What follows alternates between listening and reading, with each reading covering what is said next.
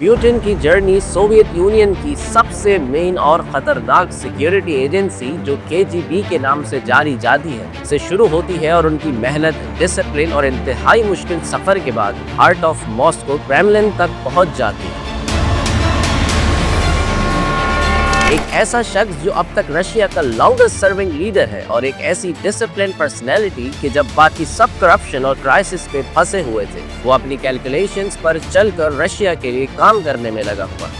एक जासूस जो कभी दरवाजे के पीछे से आवाजें सुना करता था, आज उसकी आवाज पूरी दुनिया अटेंशन के साथ सुनती। आइए इस वीडियो में व्लादिमीर पुतिन की जासूस की जिंदगी से लेकर एक दुनिया की मोस्ट इन्फ्लुएंशियल पर्सनैलिटी बनने तक के सफर पर नजर डालते हैं।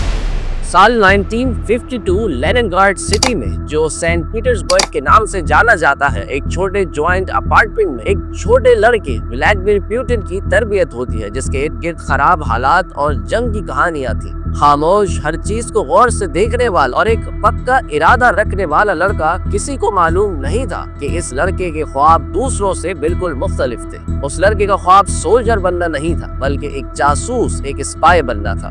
वो जासूसी और स्पाइंग के नॉवेल शौक से पढ़ता था, केजीबी को अपना आइडियल मानता था और उसने सोवियत यूनियन की सबसे सीक्रेटिव एजेंसी में शामिल होने का पुख्ता इरादा कर लिया था। 1975 में पुतिन ने लॉ में ग्रेजुएशन की और सीधे केजीबी में शामिल हो गए थे। अगले 16 सालों तक वो एक डबल लाइफ जीते रहे और सोवियत यूनियन की खुफिया पुलिस की खिदमत करते रहे और साथ साथ खामोशी से उनकी ट्रेनिंग की सीढ़ियां भी चढ़ते रहे। वो ईस्ट जर्मनी के शहर ड्रेसडेन में तैनात हुए थे, जहां उन्होंने हिस्ट्री को अपनी आंखों के सामने टूटते हुए देखा। बर्लिन वॉल गिरी, सोवियत एम्पायर टूटना शुरू हो गया और पुतिन ने उस सिस्टम को जिसकी उसने अनथक खिदमत की थी, रातों रात खत्म होना शुरू हो गया। जब 1991 में सोवियत यूनियन टूट गई तो फिर पुतिन ने केजीबी से रिजाइन कर दिया। मगर एक जासूस, एक स्पाई कभी पूरी तरह रिटायर नहीं होता। यानी वो खामोशी से पॉलिटिक्स में दाखिल हो गए थे, जिसकी शुरुआत सेंट पीटर्सबर्ग सिटी के रिफॉर्मिस्ट मेयर एनाटोली सोबचक के दफ्तर से हुई। वो अपनी वफादारी, कामयाबी और खुद स्पॉटलाइट से दूर रहने की एबिलिटी की वजह से पहचाने जाने लगे। 1996 में उन्हें मॉस्को बुला लिया गया, एक ऐसा शहर जो अफरा तफरी और करप्शन में डूबा हुआ था। वहाँ बोरिस येल्त्सिन, जो उस वक्त के प्रेसिडेंट थे, उनकी टूटी हुई हुकूमत में पुतिन ने अपनी सलाहियतों के बदौलत बहुत तेजी से आगे बढ़ के दिखाया। 1998 में Putin the federal security service of Russian federation के हेड बन जाते हैं, जो केजीबी डिसॉल्व होने के बाद उसकी ही मॉडर्न सक्सेसर एजेंसी थी। एक साल बाद येल्त्सिन एक इंटरेस्टिंग और एक मिस्टीरियस फैसला करते हैं। वो पुतिन को रशिया का वजीर आजम बना देते हैं। जब चेचनिया में एक नई जंग शुरू होती है तो पुतिन कुछ कौमी शौहरत की रोशनी में आते हैं। टीवी पर उनकी आवाज बहुत कम होती है, लेकिन उनका पैगाम बेरहम होता है। वो कुछ इस तरह कहते हैं, हम उनका हर जगह पीछा करेंगे, अगर हम उन्हें टॉयलेट में भी छुपा पाते हैं तो वहीं पर उन्हें खत्म कर देंगे। रूसी लोगों ने जो अफरा तफरी से थक चुके थे, उन्होंने वो चीज देखी जो सालों से नहीं देखी थी, यानी ताकत, स्ट्रेंथ। और 31 दिसंबर 1999 येल्त्सिन बाकायदा इस्तीफा दे देते हैं और सदारत उस आदमी के हवाले कर देते हैं जिसे बहुत कम लोग जानते थे, और रातों रात ये जासूस रशिया की सबसे बड़ी अथॉरिटी बन जाता है। जब 2000 में पुतिन ने ऑफिशियली ओहदा संभाला तो रशिया वो मुल्क था जो 1990s की थकावट से गुजर चुका था। इन्फ्लेशन, क्राइम और एक अनसर्टेनिटी हर तरफ थी। पुतिन ने निजाम और ताकत का वादा किया। पुतिन ने कंट्रोल को सेंट्रलाइज किया, मुखालिफ गवर्नर्स को खामोश करवा दिया और मीडिया को और बड़े इदारों को सरकारी असर यानी स्टेट इन्फ्लुएंस के तहत ले आए। पैसा आने लगा और बहुत से रूसी लोगों के लिए जिंदगी स्टेबलाइज होने लगी।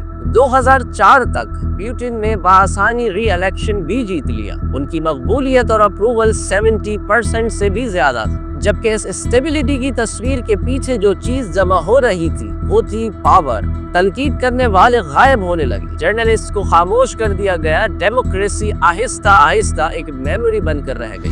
2008 में टर्म्स लिमिट की वजह से पुतिन को ओहदा छोड़ना पड़ा, मगर ये सिर्फ पेपर पर था। यानी उनके साथ ही दिमित्री प्रेसिडेंट बने और फौरन ही पुतिन को प्राइम मिनिस्टर बना दिया गया। उसी साल रूसी टैंक्स जॉर्जिया में दाखिल हुए, जो इस बात का इशारा था कि मॉस्को की आवाज एक बार फिर अपनी सरहदों से बाहर गूंजेगी। 4 साल बाद मॉस्को में मास प्रोटेस्ट टूटने के बावजूद प्यूटिन ऑफिशियली अपने ओहदे पर वापस आ गए। उनकी हुकूमत एक नए और ज्यादा सख्त मरहले में दाखिल हो गई थी। 2014 में प्यूटिन ने दुनिया को हैरान कर दिया। रशियन फोर्सेस क्राइमिया में दाखिल हो जाती हैं और कुछ ही हफ्तों में इस जजीरे पेनिनसुला को रशिया में शामिल कर लिया जाता है। मगरबी ममालिक उनकी मजम्मत करते रहे जबकि रूसी लोग खुशियां मनाते रहे। सैंक्शंस भी लगी लेकिन उनकी मकबूलियत आसमान छू चुकी। बहुत से रूसी लोगों के लिए प्यूटिन ने वो किया जो किसी और ने करने की जुर्रत नहीं की थी, यानी बेस्ट के आगे डट के मुकाबला किया। उनकी लीडरशिप में रशिया ने सीरियन वॉर में भी इन्वॉल्व होकर सीरियन गवर्नमेंट की काफी हेल्प की और इसके साथ निजाम भी सख्त होता गया। ऑपोजिशन रहनुमाओं को जेल भेज दिया गया और मुल्क बदर कर दिया गया। आजाद या वेस्ट कंट्रोल मीडिया को कुचल कर रख दिया गया। एक स्पाई की कंट्रोल की महारत अब एक मुल्क की इमेज बन चुकी थी। 2022 में प्यूटिन ने यूक्रेन पर फुल स्केल हमला शुरू कर दिया, ये दावा करते हुए कि वो रशिया की हिफाजत कर रहे हैं। और आप रशिया यूक्रेन वॉर की डिटेल्स तो जानते ही हैं कि एक्चुअली इस जंग को शुरू करवाने में भी वेस्ट का ही हाथ था। इस कदम ने दूसरी जंग अजीम के बाद यूरोप में सबसे बड़ा कॉन्फ्लिक्ट शुरू कर दिया था। पहली बार प्यूटिन को मगरबी मुखालिफत और बड़े पैमाने पर पाबंदियों का सामना करना पड़ा, लेकिन रशिया के अंदर प्यूटिन बिला मुकाबला लीडर बने रहे। 2020 के कॉन्स्टिट्यूशनल चेंजेस की वजह से 2036 तक प्यूटिन हुकूमत में रह सकते हैं। व्लादिमीर प्यूटिन का सफर तब्दीली की एक मिसाल है, एक गुमनाम एजेंट से लेकर 21वीं सदी की सबसे ज्यादा रिकॉग्नाइज्ड और कंट्रोवर्शियल शख्सियतों में से एक बनने तक। कुछ लोगों के लिए प्यूटिन वो शख्स है जिसने रशिया को प्राउड फील करवाया, जबकि दूसरों के लिए वो जुल्म और जंग का चेहरा है। लेकिन एक सच सबसे ऊपर है, उनका हर कदम, हर खामोशी, हर हिसाब लगाकर उठाया गया कदम एक लंबी स्ट्रेटेजी का हिस्सा था जो कई डेकेड्स पहले से शुरू हुई थी। व्लादिमीर प्यूटिन की कहानी सिर्फ पावर के बारे में नहीं, बल्कि ये उस पावर की प्राइस के बारे में है। मजीद पॉलिटिकल जर्नीज और सक्सेस स्टोरीज के लिए सब्सक्राइब जरूर करें।